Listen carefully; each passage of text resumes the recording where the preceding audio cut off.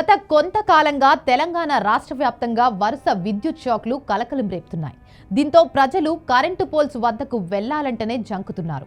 ఇటీవలే రామంతపూర్లో శ్రీకృష్ణ జన్మాష్టమి ర్యాలీలో 7 విద్యుత్ షాక్తో మరణించిన సంగతి తెలిసిందే. ఇప్పుడు తాజాగా మరో వ్యక్తి విద్యుత్ షాక్కు బలయ్యారు. ఇక వివరాల్లోకి వెళ్తే ప్రస్తుతం రైనీ సీజన్. ఈ సీజన్లో కాస్త జాగ్రత్తగా ఉండాలి.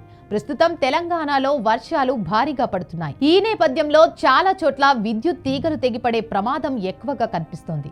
విద్యుత్ పోల్స్ వద్ద నీరు నిలవడం వల్ల కరెంటు పాస్ అయ్యే ప్రమాదం ఉంది.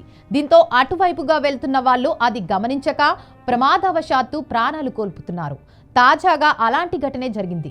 సూర్యాపేట జిల్లా కేంద్రంలోని వాణిజ్య భవన్ సమీపంలో ఉన్న ఓ ట్రాన్స్ఫార్మర్ వద్ద వర్షం పడటంతో తడిగా మారిపోయింది. అయితే ఆ ట్రాన్స్ఫార్మర్ వద్ద ఓ యువకుడు మూత్ర విసర్జన చేసేందుకు వెళ్లాడు. దీంతో ఒక్కసారిగా అతనికి విద్యుత్ షాక్ తగిలి అక్కడికక్కడే కుప్పకూలిపోయాడు. అప్రమత్తమైన స్థానికులు విద్యుత్ సరఫరాను నిలిపివేసి అతన్ని రక్షించేందుకు ప్రయత్నించారు.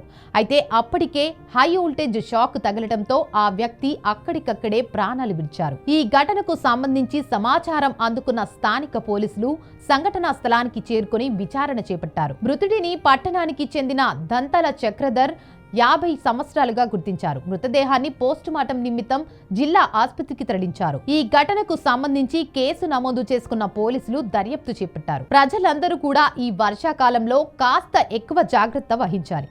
ఎందుకంటే వర్షం పడినప్పుడు విద్యుత్ స్తంభాల నుంచి కరెంటు పాస్ అవుతుంది.